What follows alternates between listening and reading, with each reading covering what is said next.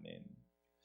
하나님이 주신 그 법도와 규례, 하나님께서 하나님의 자녀들에게 하나님의 백성으로서의 삶을 살아가야 되는 가장 기준선을 만든 율법과 또한 규례와 법도, 이런 하나님의 주신 이 말씀에 대하여 오늘 성경 본문에 이야기하고 있는 이 본문은 바로 이스라엘 백성들에게 주어졌던 그 말씀들을 다시 한번 돌아보면서 그들에게 이야기하고 있는 내용이 본문 내용이기도 합니다. 그 이야기는 이 본문을 통해서 특별히 다음 세대, 지금의 세대뿐만 아니라 앞으로 그 다음 세대인 손자에 이르기까지도 우리가 주셨던 그 하나님의 말씀, 그리고 경험했던 그 하나님의 말씀을 가르치고 또 가르치고 전해야 되는 것에 대한 이야기를 오늘 성경을 통해서 이야기를 하고 있으며, 그 하나님이 주셨던 그 말씀에 대한 신적인 권위, 우리가 주일 성수를 지키고 하나님 앞에 예배드려야 되는 모든 행위적인 것들을 통해서 하나님 앞에 이것이 신적인 권위가 있는 하나님의 말씀이라는 그런 것들에 대한 이야기들을 오늘 본문, 짧은 본문을 통해서 소개를 하고 있습니다. 그래서 모세가 오늘 다음 그러니까 가나안 땅을 도착해야 될 그 두 번째 세대들에게 이 주신 말씀을 통해서 너희들이 과거에 받았던 그 하나님의 말씀이, 이것이 하나님이 직접 나타나신, 이건 사실은 우리가 상상할 수 없는 일, 우리 머리로나 우리 삶 속에서는 이해할 수 없는 일일 수 있습니다. 하나님이 직접 나타나셔서 우리에게 직접적인 계시를 주셨다, 직접 계시라고 하는데, 이런 계시를 경험한 사람들에게 있어서는 어찌 보면 이것은 본인의 그 감동, 감격뿐만 아니라 충격일 수밖에 없겠죠. 근데 이걸 직접 본인뿐만 아니라 함께 공유하고 경험했던 세대들, 그리고 이것으로서 끝나는 것이 아니라 그 다음 세대까지도 계속 연결되어서 이 주셨던 하나님의 말씀의 놀라운 역사들을 후대에까지 꼭 전하라는 것은, 오늘 이 본문에 기록된 우리들의 말씀처럼 우리 또한 이 말씀을 붙잡고 하나님의 주신 약속의 말씀을 끊임없이 전하며 나눌 수 있는 그런 믿음의 부모가 되어지길 부탁드립니다. 자, 그런 가운데서 오늘 본문을 좀 더 살펴보려고 합니다. 9절부터 오늘 14절까지 말씀을 보면, 9절과 10절은 하나님의 말씀에 대한 경험했던 것들을 얘기하고 있고, 그 다음에 11절과 12절은 그 말씀에 대한 것들에 대하여 직접 하나님이 어떤 현상으로 나타났는가라는 것들을 설명하고 있습니다. 그에 따라서 나타난 그 결과물이 바로 십계명인 것이 13절을 얘기하고 있고요. 다시금 14절에서는 앞부분과 같이 이야기하면서 하나님의 말씀을 주신 목적에 대한 이야기를 하고 있습니다. 자, 이 말씀을 좀 더 살펴본다면, 저는 오늘 본문에 보면서 9절에 오직 너는 스스로 삼가며 내 마음을 힘써 지키라는 이 말씀이 오늘 이 본문 전체에서 주어진 아주 핵심 키워드, 키센텐스가 될 수 있는 말씀이 아닐까 생각해 봅니다. 먼저 이 말씀은 오직 너는 스스로 삼가며 내 마음을 힘써 지키라는 이 짧은 본문은 어떤 본문으로 해석하면 딱 좋냐면, 여러분은 스스로 조심하여 너희들이 마음에 본 것을, 너희들이 눈으로 직접 경험한 것을, 너희들이 직접 체험한 이 모든 사항들을 잊지 않도록 마음을, 그러니까 정성을 다하여 평생 동안 마음에 사라지지 아니하도록 그걸 꼭 간직하라는 내용인 거예요. 그러니까 내가 경험하고 내가 체험하고 내가 받은 은혜에 대한 이 하나님의 놀라운 역사하심을 어떻게 이야기하냐, 내가 이것이 사라지지 않도록, 식어지지 않도록, 잊혀버리지 않도록 어떻게 얘기하냐면, 내가 스스로에게 마음을 삼가라는 것은 그 마음을 지키기에 힘쓰라고 이야기하고 있는 내용이 짧은 본문 내용이기도 합니다. 참 이런 것을 보면 우리가 지난 세월을 돌아보면서 받은 은혜, 그죠? 그 받은 은혜만 기억하고 그것을 영원히 잊지 아니하도록 해야 되는 것들이 어찌 보면 우리가 삶을 살아야 되는데 중요한 가치관인데도 불구하고 우리는 시간 지나면서 그거는 잊어버립니다. 받은 은혜, 받은 좋은 것들은 잊어버리고, 받은 상처와 아픔과 아니면 안 좋은 기억이 오히려 받은 것에 비하여 오히려 작은데도 불구하고 이것이 전체인 것으로 전부를 바꿔버리는 경우가 의외로 상당히 많이 있습니다. 오늘 하나님의 백성들에게 하신 말씀들이 이런 거예요. 자, 어찌 보면 이스라엘 백성들에게 하셨던 그 많은 여정 속에서 꼭 하나님께서는 만나와 메추라기를 먹이시고 반성의 물만 주시고 그런 것만 아니었던 건 아니에요. 불뱀을 통해서 그야말로 죽임을 당하는 자신의 형제들이, 자신의 가까운 사람들이 죽어가는 것들도 눈으로 보았을 것입니다. 하나님의 징계하는 소리들을 들었을 것이고, 또 그 과정에서 먼 길을 걷다 보면 물론 하나님이 지켜주셔서 힘들지 않도록 발바닥에 부르트지 아니하도록 옷이 해하지 아니하도록 지키시고 인도하셨지만, 그러나 막상 그 길을 지나가면서 어찌 힘들지 않았겠습니까? 오늘날같이 대중교통이 잘 돼 있는 시절이 아니라고 한다면 다 걸어서 다녀야 되는 길이에요. 그 먼 거리를 걷는 그 과정 자체가 결코 쉽지 않을 것입니다. 그런데 그 속에서도 하나님의 인도하심과 보호하심, 그리고 하나님이 직접 편연하셔서 하셨던 그 놀라운 역사는 다 잊어버리고 뭐만 기억하느냐? 어떤 사람들은 그 속에서 불뱀에 물려서 고통당했던 것만 생각나고 자기들이 뭘 잘못했는지는 중요하지 않아요. 자기들이 왜 불뱀에 물려야 되는지도 모릅니다. 또 때에 따라서는 하나님 앞에 징계를 받습니다. 시내산에서 앞에서 그야말로 모세의 말씀을 들고 있어서 들을 때에 그들은 그야말로 금송아지 만들고 제단 쌓았던 그 징계 때문에 어려움을 당했는데도 불구하고 어려움만 당한 것만 기억되어지지 자기가 왜 맞았는지는 중요한 건 아니야. 보면서 이런 것들을 보면서 나중에는 시간이 지나면 정말 하나님이 내게 주셨던 은혜들을 잊어버리는데, 오늘 이 본문을 중요하게 얘기하고 있는 거예요. 왜냐하면 이 전체 속에서 이 본문의 말씀처럼 기억된 것처럼 너희들이 받았던 경험, 너희들이 받았던 하나님의 은혜, 그리고 너희들이 경험했던 그 놀라운 하나님의 그 현현하셨던 이 사건들을, 주셨던 율법과 규례들을, 이것들을 절대로 잊어버리지 아니하도록 네 마음을 힘써 지켜야 되는 것은 비단 이스라엘 백성들이 주신 메시지가 아닌 오늘 우리가 삶을 살아가는데 중요한 메시지가 아닐까 하는 생각을 오늘 본문을 통해서 이야기를 하게 되어진 내용이 바로 9절과 10절 내용이기도 합니다. 그러므로 받은 은혜에 대하여 평생 잊지 아니하고 마음을 힘써 지키는 그런 의지적인 믿음의 자녀 되어지기를 부탁드립니다.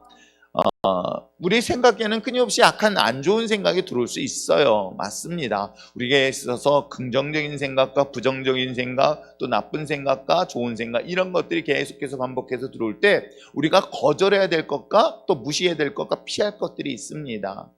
그런 것들을 거절하고 피해야 될 것들은, 그랬더니 하나님의 은혜 가운데 이것도 아닙니다. 하나님이 우리에게 이런 것들을 주신 그런 능력을 가지고 이걸 물리치고 거절할 수 있는 것 또한 우리가 해야 될 신앙의 역할이라는 것 또한 잊지 마시길 바랍니다. 그래서 이스라엘 백성들은 그 과정 하나하나에도 전쟁을 치르게 되잖아요. 동쪽인가 요단강을 동편을 이루는 그 땅도 전쟁을 통해서 얻어야 될 것이라고 한다면, 전쟁을 통해서 취해야 되는 것을 본다면 마찬가지 아닐까 생각해 봅니다. 물론 적과 흙이 끓는 가나안 약속의 땅은 이미 하나님 우리에게 예비하셨습니다. 예비되었으니까 그냥 가면 우리가 취할 것이다? 그렇지는 않지 않습니까? 그곳에선 반드시 대가를 지불해야 될 전쟁이 있더라는 것이죠. 우리 믿음의 삶도 마찬가지입니다. 바울이 얘기한 것처럼 믿음의 경주를 하기 위한 과정에서 오는 그런 많은 어려움 과정들을 극복하기 위해서 내가 피할 것은 피하고 싸워야 될 것은 싸워야 되고 극복할 것은 극복할 때에 비로소 그 가운데 하나님이 우리에게 놀라운 힘을 주시고 능력을 주신 줄 믿습니다. 그리고 돌아와서 마지막 최종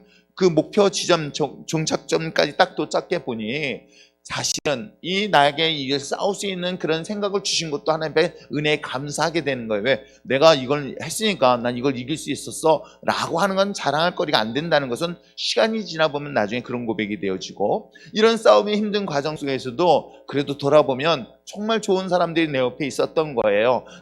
내 방향을 바른 길로 인도할 수 있도록 나에게 돕는 천사 같은 존재를 보내주었다는 것은 당신은 깨닫지 못하지만 이것을 극복하고 이겨내 보이고 나니 하나님께서 그런 것들을 주셨구나 하는 것을 고백하고 경험하여 나중엔 고백할 수 있는 것 아닐까요? 그러므로 사랑하는 성도 여러분, 오늘 본문에 기록되어 있는 것처럼 하나님이 주신 약속의 말씀, 하나님이 주신 그 풍성한 은혜들을 언제나 내 마음속에서 잃어버리지 않도록 힘써 지키며 나갈 수 있는 주의 거룩한 자녀 되어지기를 주의 이름으로 축원합니다. 그러면서 이야기하기를 이제 호렙산이라는 것은 여러분 신의 산을 말하고 있어요. 호렙산은 여러분이 알고 있는 것처럼 모세가 하나님을 직접적으로 만났던 그러한 곳이면서 동시에 그곳에서 하나님의 십계명을 들었던 곳이기도 합니다. 이것을 통해서 뭐라고 얘기하냐면 10절 끝부분이에요. 끝부분에 뭐라고 하냐면 내가 그들에게 내 말을 주었으니 내가 그들이 세상에 사는 날 동안 나를 경외함을 배우게 하며 라고 하면서 이 경외라는 단어가 나와요. 그래서 저는 이 경외라는 단어는 물론 하나님을 두려워하고 경배하고 또 뿐만 아니라 하나님에 대하여 내가 언제나 존경하는 마음으로, 신뢰하는 마음으로, 두려운 마음을 갖는 거라고 생각하여 예배도 포함되어 있고 등등의 것도 포함되지만, 하나님의 말씀을, 그러니까 하나님의 은혜를 잊지 않냐고 그것을 지키고 간직하는 것 또한, 이것 또한 하나님을 경외하는 신앙인의 자세라는 것을 짧은 본문을 통해서 소개하고 있음을 잊지 마시길 부탁드립니다. 자, 9절과 10절의 말씀에 이야기되면 11절과 12절에는 어떤 현상들이 나타나는가 한번 볼까요? 자, 11절, 12절 한번 읽어보시길 바랍니다. 자, 시작.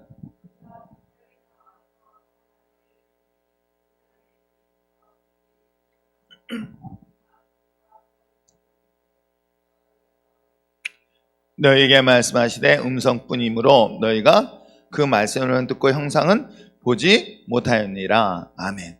여기서 중요한 형상은 왜 보이지 않았는가? 형상을 만듦에 대한 이야기가 사실 여기서 나오는 것이고, 또 하나님에 대한 것들의 음성을 듣는데 그 모습을 오는 상징적으로 표현, 신의 산에서 하나님의 신이 내려오실 때 그 장면들을 표현하고 있는데, 이런 신의 현현, 즉 하나님의 현현하는 현상들은 사실 그리 많이 나오지 않는데, 이 사실을 직접 경험한 세대들이 누구냐면은 바로 신앙의 1세대들이고, 또 2세대들도 그 중에 듣고 간접적으로 보았던, 들었던 어떤 사람들이 있었을 것입니다.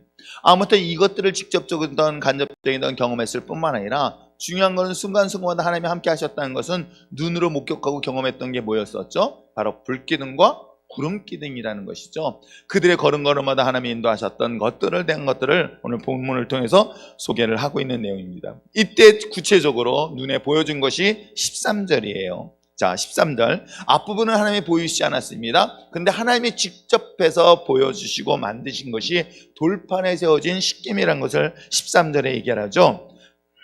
여호와께서 그 언약을 너에게 반포하시고 너에게 지키라 명령하셨으니 곧 십계명이며 두 돌판에 친히 쓰신 것이라고 하면서 십계명을 이야기를 하고 있습니다. 이것을 이제는 더 이상 이 돌판이 중요한 게 아니라 돌판에 새겨진 그 말씀을 우리 마음판에 새겨야 되는 것이 이제 우리들의 몫이고, 그 새겨진 그 율법의 말씀을 내 삶의 형태로 만드는 것이 우리들의 몫인데, 이게 조금 지나면 돌판이 뭐가 돼버릴까요? 하나님이 직접 만든 거기 때문에 무슨 현상이 나타나요? 이게 우상화될 버릴 가능성이 있는 거예요. 그래서 저는 하나님께서는 그 우상이 될 것은 어느 것도 남겨놓지 않았어요. 지금 여러분들이 우리가 신의 산 하면은 이제 성지순례를 통해서 막 가고는 있지만은, 대부분의 성지순례를 갔다 오신 분들이 신의 산에서 이게 정말 신의 산일까? 라고 다들 의심을 해요. 왜냐면 신의 산 하면은 무슨 산이 하나가 딱 그렇게 우리가 상상해 볼 때 남산같이 하나가 딱 있고 그 밑에 남산 광장이 있거나 뭐 서울 한복판에 있으면은 산에서 신이 내려 막 그 구름이 막 내려와가지고 그다음 밑에 사람들이 다 모여서 그걸 봤다라고 생각하는데, 대부분이 갔다 온 분들은, 저는 안 봤으니까 잘 모르겠지만은 그거 봤던 분들은 무슨 계곡 그 산이 이렇게 있는 거예요. 이게 되게 복잡하다 그러더라고요. 그러면 여기서 사람들이 자그마치 엄청난 이스라엘 백성들이 어디서 모일 만한 장소가 그렇게 많지 않다요. 근데 그게 이제 사우디아라비아 안에 있다라고 하는 그 설도 있고 막 서로 그러는 거예요, 서로. 근데 너무 정말 개인적으로 또 감사한 게, 그렇게 정확하게 하나님이 현현하셨던 그 장소가 지금 시대에서도 정확하지 않는 것이 감사한 게, 만약에 그랬다고 생각해 보면은 거기도 무슨 장소가 돼버릴까. 물론 지금 성지순례를 통해서 많이들 보고 있지만, 또 한편으로는 그것이 또 하나의 우상이 될 수 있겠구나 하는 생각이 참 많이 드는 게 그 중에 하나예요. 아무튼 하나님께서는 어떤 형상으로 만들지 아니하고 주셨던 이 돌판의 말씀은, 결국은 이 말씀을 돌판이 중요한 것이 아니라, 하나님의 현현했던 게 중요한 것이 아니라, 그 현현에서 주셨던 그 약속의 말씀과 동시에 우리가 지켜야 될 법도와 규례를 내 삶에서 지키고 행하는 것이 뭐라고 얘기하고 있어요? 하나님을 경외하는 것이다라고 성경은 말하고 있는 것입니다. 이것을 통해서 하나님이 주신 은혜, 하나님이 주신 보호하심과 인도하심에 대하여 우리가 어떤 경우일지라도 마음에서 잃어버리지 않도록 힘써 지키며 나갈 수 있는 이 새벽의 거룩한 일꾼 되어지기를 주님으로 축원합니다. 이 과정을 마지막 14절에서 이야기를 하고 있죠. 그때에 여호와께서 내게 명령하사 너희에게 규례 또한 법도를 교훈하게 하셨나니 이는 너희가 거기로 건너가서 어디에요? 약속한 가나안 땅에 가서 그것을 행하게 함이라고 이야기를 하고 있어요. 그래서 저는 이 말씀을 보면서 왜 우리가 신앙 훈련이 필요하고 왜 말씀 훈련이 필요한 것인가 라는 것은 내가 말씀을 계속 묵상하고 말씀을 내 마음판에 새기다 보면 그 말씀이 내 믿음이라는 생활이라는 거예요. 내가 삶을 살아가는 때 믿음으로 삶을 살아가는 약속한 가나안 땅이라는 우리가 눈에 보이는 그런 현실적인 것이 아니라 실질적인 내 삶에서의 믿음의 삶을 그 말씀이 내 삶 속에서 적용할 수 있도록 실천할 수 있도록 하는 역할을 하고 있다는 것이 이 짧은 본문을 통해서 소개하고 있는 내용이기도 합니다. 지금 우리는 이 시대에 살고 있고 세상 속에 살고 있습니다. 그 세상 속에 살고 있으면서도 우리는 거룩하게 구별되어질 뿐만 아니라 그 속에서도 우리는 가나안 땅의 약속의 삶을 살 수 있는 이유는 무엇 때문일까? 바로 주신 약속의 말씀은 아닐까요? 그 말씀을 오늘도 붙잡고 마지막까지 주신 이 약속의 가나안 땅을, 거룩한 가나안 땅의 축복을 우리뿐만 아니라 다음 세대까지 나누며 전할 수 있는 거룩한 믿음의 자녀 되어지기를 부탁드립니다. 그리하여서 오늘도 또 내일도 매일같이 주신 약속의 말씀 붙잡고 승리하여서 하나님의 축복의 땅을, 축복의 약속의 말씀들을 자신뿐만 아니라 다음 세대에게 나누고 그 나눔을 통해서 코로나 그보다 더 큰 어려움의 과정들도 능히 이겨나갈 수 있는 저와 여러분 되시길 주님의 이름으로 축원합니다. 기도하겠습니다.